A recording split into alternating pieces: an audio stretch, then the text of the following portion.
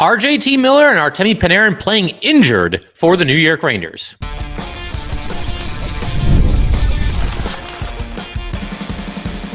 You're Locked on the New York Rangers, your daily podcast on the New York Rangers.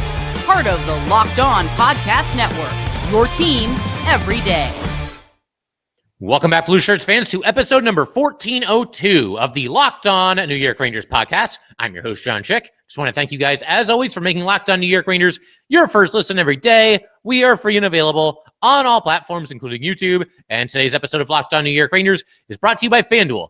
Download the FanDuel app right now by visiting FanDuel.com and win $300 in bonus bets if you win your first $5 bet. And we are, of course, part of the Locked On Podcast Network, your team every day. So there's never really a good time to do an episode that's completely injury-centric. I mean, obviously, it's a big storyline in Rangerland right now, so we got to do what we got to do here. But if we're spending all 30 minutes of the show talking about injuries, you know they've piled up pretty quickly, and that's the case with the Rangers. You know, it's funny, I was actually going to say that this is not a good time for there to be a bunch of injuries, and, I mean, there's never a good time, like I just said. But maybe this is the best time because you certainly wouldn't want this to happen toward the end of the season. If you're trying to make a push for the playoffs, if you're actually in the playoffs, you don't want it to happen then. But right now, it just feels like a lot of different guys are dealing with a lot of different kinds of things. And there's two players in particular who have not missed a game yet, at least not in the regular season. But I think there are at least some question marks as to whether either or both could be playing through something right now. And we are talking, of course, about both JT Miller and Artemi Panarin. Now, the preseason, it's come and gone, and it's very much in our rear view at this point. Not going to talk too much about it going forward, but the one thing we'll mention right here, right now, that certainly is worth talking about, given the status of both Miller and Panarin, is the very simple fact that they didn't play much in the preseason. Panarin didn't play at all. He missed all 6 preseason games, and at times, I believe, was limited during training camp. You know, he had the no-contact jersey, and the no-contact jersey came off.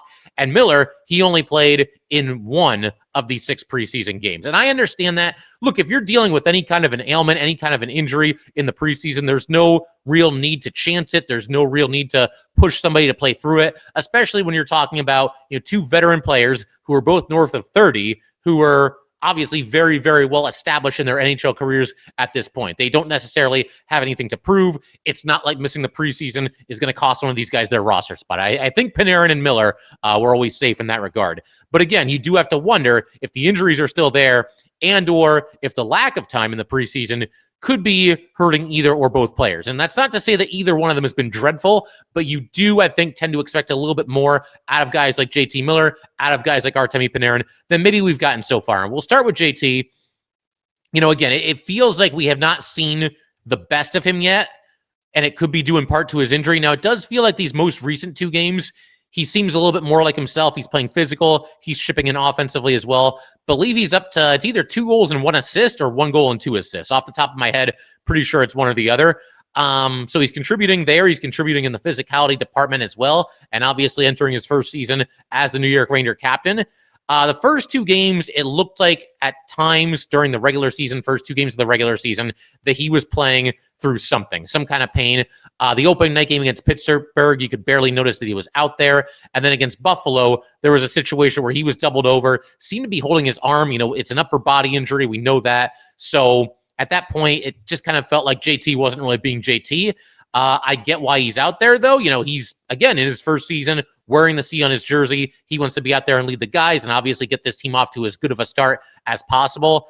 My fear was that the Rangers, not necessarily the Rangers would be at fault here, but JT Miller would want to play, would want to push himself to be in the lineup every single night and might be playing through an injury that maybe he shouldn't necessarily be playing through. And again, hockey players, they're a different breed. They play through everything. Sometimes you have to save guys from themselves. And those first 2 games, I was a little bit worried that, you know, he was playing through something that maybe he should sit out with. But these last couple of games, again, he's starting to look a little bit more like himself. Even with that being the case, though, I don't know that we have, as of yet, seen the absolute best out of JT Miller. Obviously, we'll keep our fingers crossed that, you know, it's nothing too serious, and I do think that it looks like he's turning a corner, you know, just judging by how he's played in the most recent 2 games. As for Panarin, I mean, not off to the kind of, you know, exciting start that we're typically seeing Artemi Panarin enjoy during his tenure as a New York Ranger. So far in the first 4 games, no goals and 2 assists for Panarin, and he's a -1, only has 6 shots on goal through the Rangers' first 4 games. And he's always been more of a facilitator than a shooter, but be that as it may, that seems like obviously a very low total for Panarin thus far. I saw somebody, I think it was on a YouTube comment for one of my more recent videos that, we post on the YouTube channel, and somebody threw out the idea that Panarin is phoning it in right now because he doesn't have his new contract and he's upset about that. I don't think that's what's going on here, at all. I mean, to begin with, the Rangers did approach him about a contract extension, and obviously no deal has come to fruition as of now. We don't know what the terms were or how far, the talks progressed, or did Panarin want more years? Did he want more money? Did he want more of all the above? We don't really know that, but the idea that Panarin's going to go out there this year and not go full bore because of the fact that he doesn't have a new contract, that just doesn't make any sense, because he's playing for his next contract, whether that comes from the Rangers or whether that comes from anybody else. Panarin needs to go out there, put his best foot forward. If he just takes it easy this season and takes his foot off the gas and just kind of coasts all season, and his numbers and productivity suffer because of it, that hurts Panarin. It would hurt the Rangers. And I mean, it's possible that he didn't like the Rangers offer and he's a little bit unhappy about that. That's certainly at least possible, but I don't think it's going to bleed into his game on the ice. I don't think so. Now, we've been surprised by how the Rangers have responded to things in the past. The whole situation with Barclay Goodrow and Jacob Trouba, that certainly comes to mind. But even for selfish reasons, I mean, Panarin would want to go out there and absolutely light it up this season. So I can't imagine that he's taking it easy as a way to stick it to Chris Drury and the Rangers for all the reasons that I just mentioned. That said, though, Panarin has yet to really look like himself. I do feel like the Panarin-Mika Lafreniere line looked pretty good in this most recent game against the Caps. There was that insane save by Charlie Lindgren where Panarin did a really nice job on the 2-on-1, held the puck for as long as he could, kind of sold that he was going to shoot, and then made a great pass to Mika Zibanejad on the other side. Mika was obviously denied, but that was obviously a nice moment. And there were times in that game where that line combination did look good. But yeah, I mean, I don't know. With Panarin in the offensive zone right now, he doesn't really look like his dangerous self. When Panarin is at his best, it's for the opposition, a bleep your pants kind of moment, because he has the puck and you don't know where he's going with it. You don't know what he's going to do with it. And he's difficult to defend. And we just haven't seen enough of that so far this season for Panarin. I don't think it's because he's unhappy about his contract situation, though. I guess never say never, but that's, just my thoughts on the situation. It could be that Panarin is still dealing with an injury. That's certainly possible. That's why we brought this up. It could be that, maybe he just didn't get his usual amount of work this offseason during training camp and whatnot, the preseason as well. Obviously, he didn't play in any of the preseason games. Or it could be an even simpler explanation that we're just so used to Panarin, taking over games and dominating offensively that it looks very strange to us when that does not happen. It could just be a quiet 4-game stretch, and it might be as simple as that. So we'll see how it goes. But to end this thing on a positive, the Rangers are off to a good start this year. I know their record's only 2-2, which, I mean, by definition, that's mediocre. But they're forming some good habits this season. They're defending well. They're competing hard. The forecheck and backcheck certainly look good to start the season. They're getting good goaltending, et cetera, et cetera. And they're doing all of these things while not getting the absolute best out of their top 2 forwards, being JT Miller and Artemi Panarin. So when those two get it going, that could obviously really give the Rangers a boost. And it's going to happen sooner or later. It's really only a matter of time before those two start firing on all cylinders. But you do wonder, and there's no way of knowing for sure, but you do wonder if, part of the reason for the slow start for either or both of them is the injuries. It's obviously something to keep an eye on moving forward. But in just a second, more injury talk. We got to shift our attention to Vincent Trocheck, Carson Soucy. We've got timetables for both of those players, and we're going to talk about, obviously, that and how it affects the Rangers and, which players could get an opportunity as the result of the two of them, obviously currently being out of the lineup. So we'll get to all that in just a second.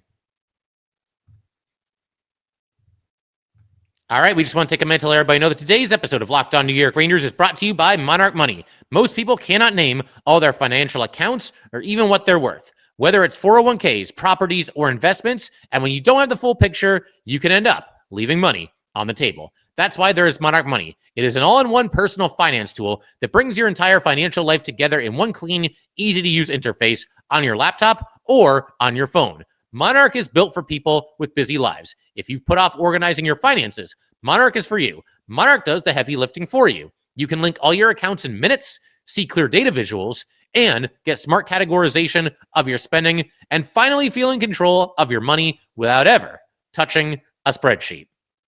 Don't let financial opportunity slip through the cracks. Use code LOCKEDONNHL at monarchmoney.com in your browser for half off of your first year. That's 50% off of your first year at monarchmoney.com with code LOCKEDONNHL.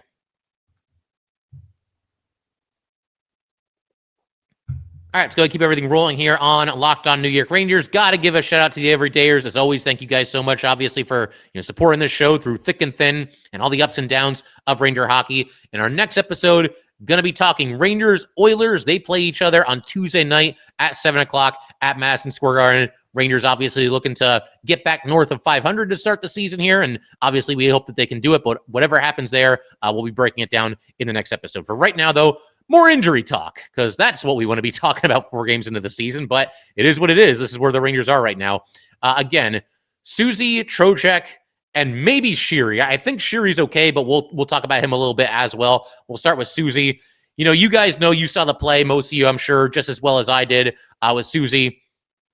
Tripping against the Penguins, he was looking to deliver a hit and going basically just face first into the boards, stayed down for a little bit, was able to skate off under his own power, and it feels like, to me, really dodged a bullet, because that was really, really scary, how hard he went into the boards and just the way that he hit the boards. That could have been bad for head, face, neck, and all of the above.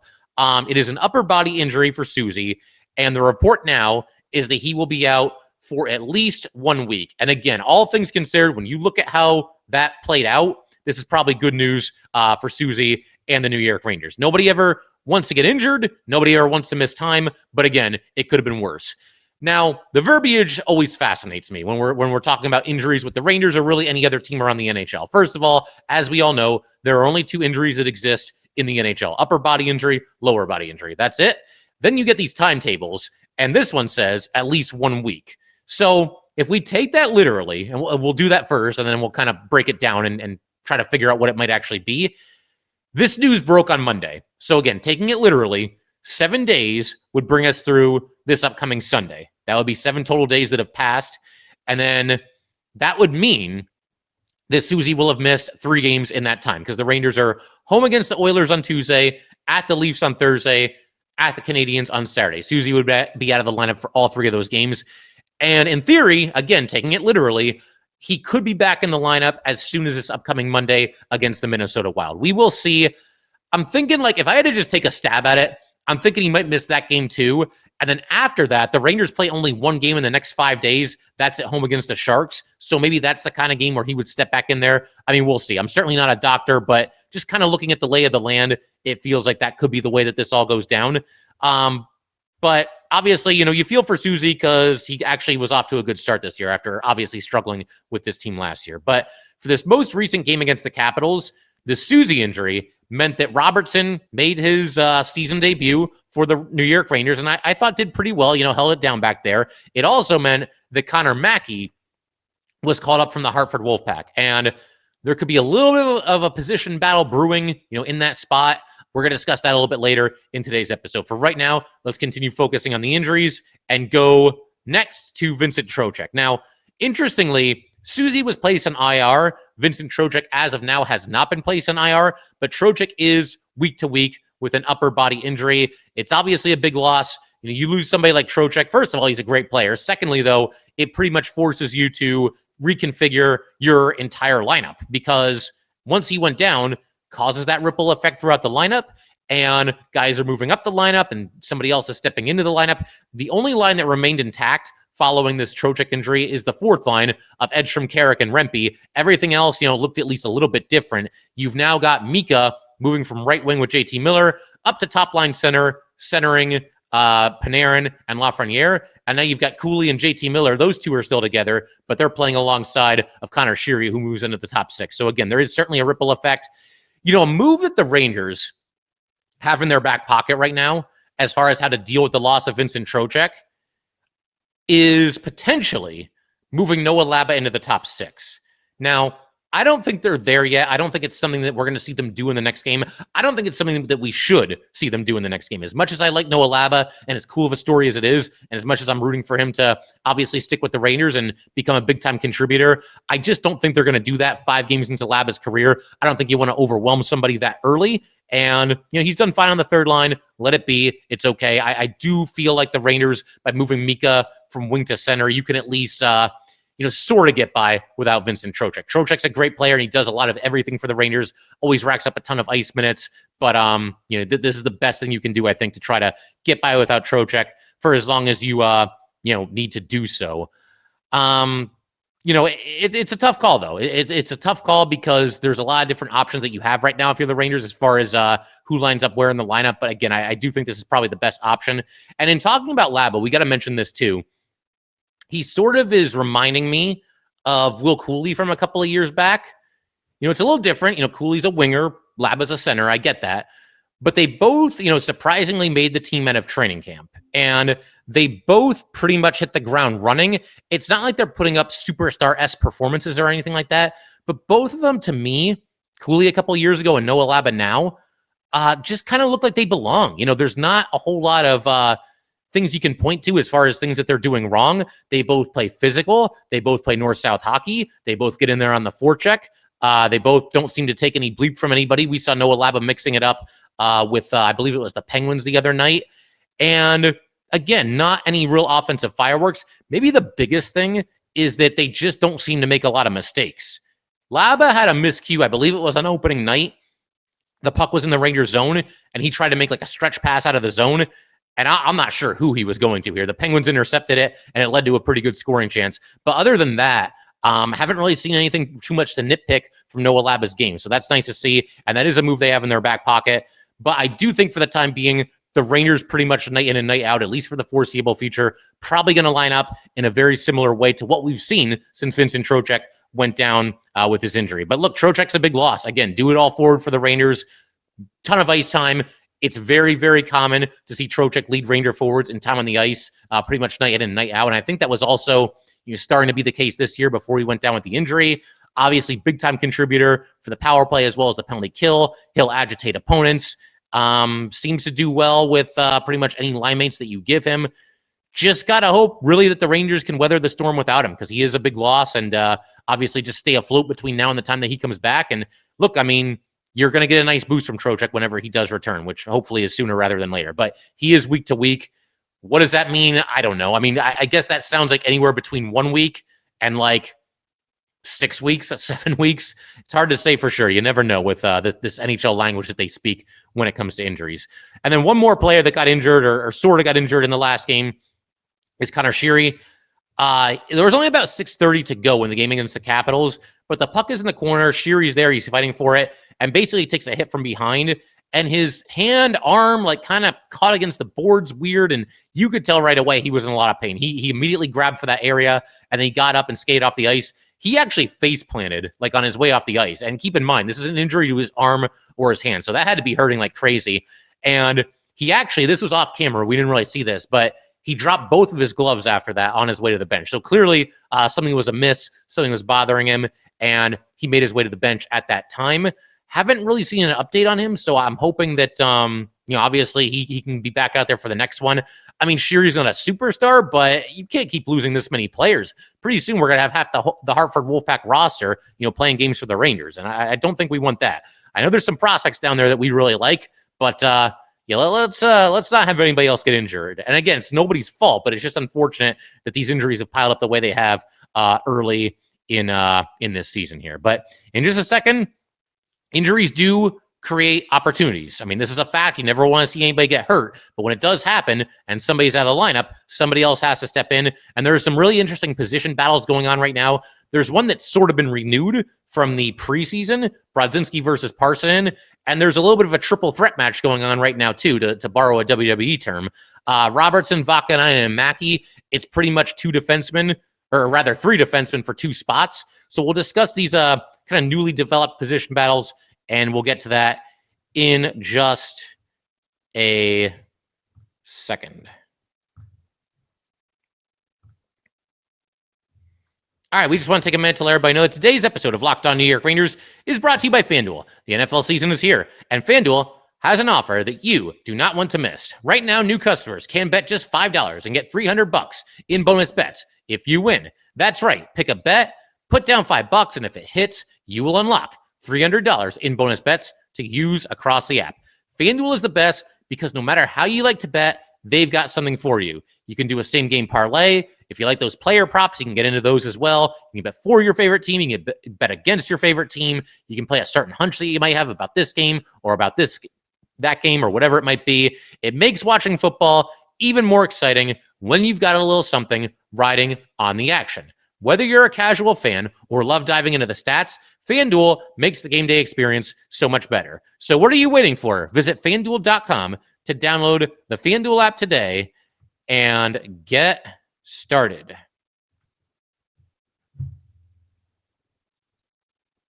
All right, let's go ahead and wrap up today's episode of Locked On New York Rangers by talking a little bit about these basically these newly created position battles that have kind of sprung up as a result of some of the Ranger injuries.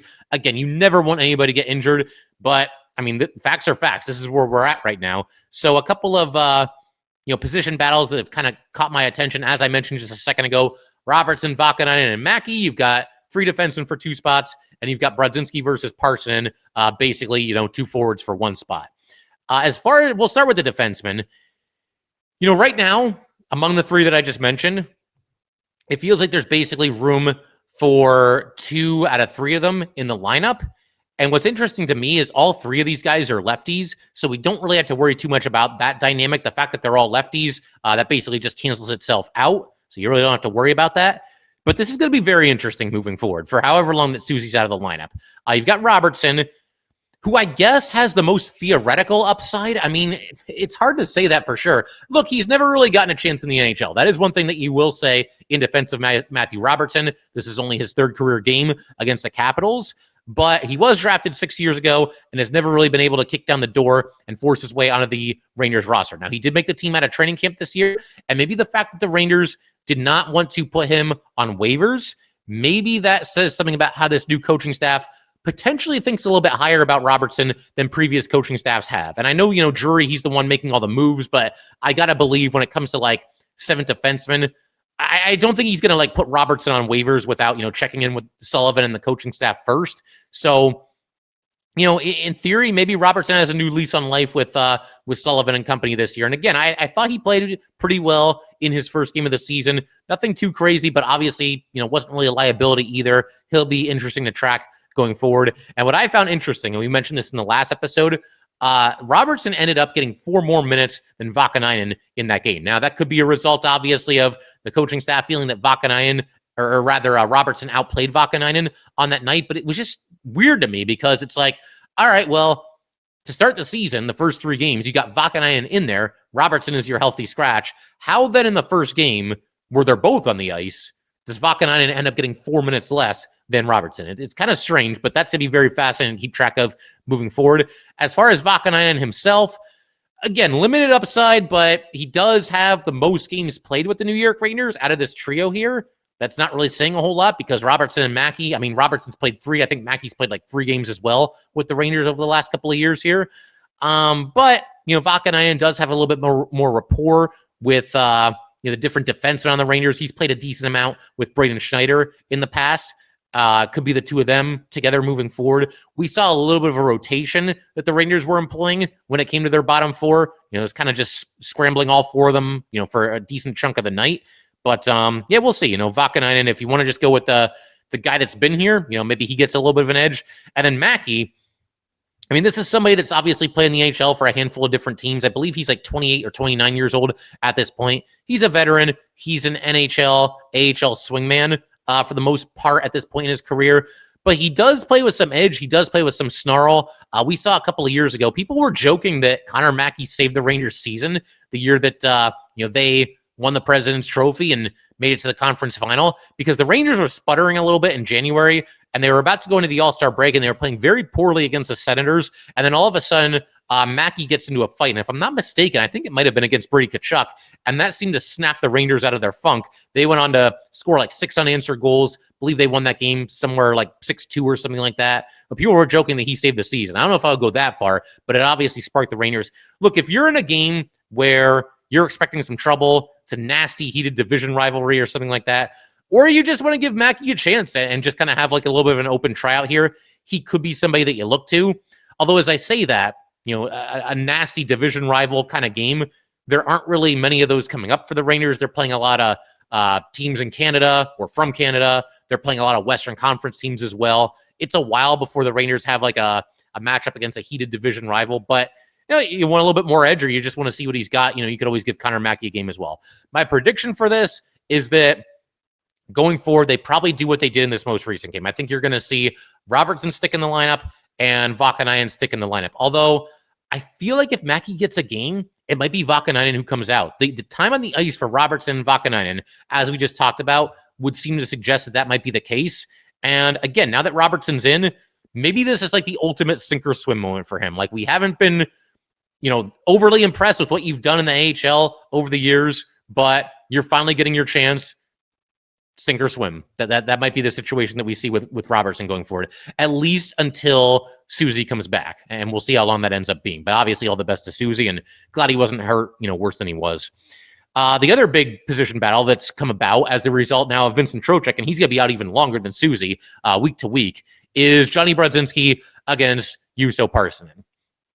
Let me just say off the top here, there's a couple of things that I liked about the fact that Juuso Parssinen came out of the lineup for Johnny Brodzinski in this most recent game. And I'm not picking on Parssinen, and it's not even because I tend to favor Brodzinski over Parssinen. There's a couple of different reasons here why I like this. First of all, it tells us that Mike Sullivan is not going to be paralyzed in his lineup decisions based on the fact that the Rangers won their most recent game.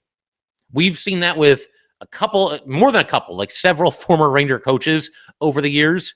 And I think there's other, coaches around the NHL that are this way as well. But it's like if their team wins a game, they can't touch the lineup, right? They have to go with the exact same line combos, the exact same D pairings, and the same guys that were healthy scratch for the win. Well, they're healthy scratch for the next game as well. And I get that to an extent. Like, you have a great game, you don't want to mess with anything, and just leave everything as it is. But let's not act like you can't make a substitution. Like, you can't bring in up Johnny Brodzinski in exchange for a Juuso Parssinen. I think it's okay to do that. But it tells us that, the fact that Brodzinski was in the lineup for Parssinen, that Sullivan will make changes if he feels like he has to or wants to. Secondly, the fact that Parssinen and Brodzinski have each gotten one game since Trocheck's injury, that's as fair as it gets. And I could see the Rangers continuing to do this moving forward. Like, I could see Parssinen back out there for the next one, and then maybe Brodzinski for the one after that. And you basically just kind of alternate between the two of them until one of them proves himself to be the better option. We saw this a couple of years ago with Tyler Pitlick and Jimmy Vesey, and Pitlick didn't even make it through the season with the Rangers. That might have been the year that Vesey ended up getting an extension, or maybe this was the year after his extension. But either way, they were kind of alternating to start the year. And then it became clear after a while that, Vesey was the superior option, and he got more games over Pitlick down the stretch that season for the majority of that season. So, there's that. And then also, thirdly, Sullivan isn't going to force Parssinen into the lineup just because the Rangers traded for him last season. The Parssinen trade last year, the trade that he was a part of, that was a lot more about basically lingering for a second rounder. I know there were other players going this way and going that way, and the Rangers got a fourth rounder in there too, but those were very, very secondary to the aspect of that trade that was lingering for a second rounder. So you don't have to force Parssinen into the lineup just because this team traded for him last season. But as far as who deserves the spot more, who I would prefer, as I mentioned a couple minutes ago, I've kind of been on Team Johnny, ever since the preseason. But then there was an interesting wrinkle in this because Noah Laba threw his hat in the competition as well, and he won it, and he's been their third-line center, and he's been in the lineup in place of both of those guys up until this Trocheck injury, and I think rightfully so. I would not go with either Brodzinski or Parssinen over Noah Laba based on what Laba showed this offseason and the rookie camp and the preseason with the New York Rangers. But if it comes down to Brodzinski or Parssinen, I just think Brodzinski's a little bit more dynamic. He's got more speed. I think he's got a better shot. He's a good teammate. And I don't know if this is a good reason for you guys or not, but I'll throw it out there anyway. Just the fact that he's been here, man, like, he's earned it. Like, this guy had to battle his way through the minors. He's been an AHL player, more than an NHL player over the years, scratched and clawed and fought his way to becoming, an everyday player, or at least on the roster for the entire season for the New York Rangers over the last 2 years. So I just tend to pull for Brodzinski for that reason as well. And like I mentioned earlier, I could see Mike Sullivan doing another round or another 2 rounds of this where he's just alternating the two of them in and out of the lineup while Trocheck is out. And once somebody takes the bull by the horns and establishes himself as like, hey, I'm the guy, then that guy might end up getting the bulk of action over the other player, while the other player becomes the healthy scratch at that point. But I figure we can call it there. If you guys would like to get in touch with this podcast, please send an email to lockedonnyrangers@gmail.com. Once again, that is lockedonnyrangers@gmail.com. Definitely give us a follow on Twitter as well, @jchick17. Once again, @jchik17. And definitely subscribe to Locked On New York Rangers YouTube channel. Thanks again, guys. I will see you next time.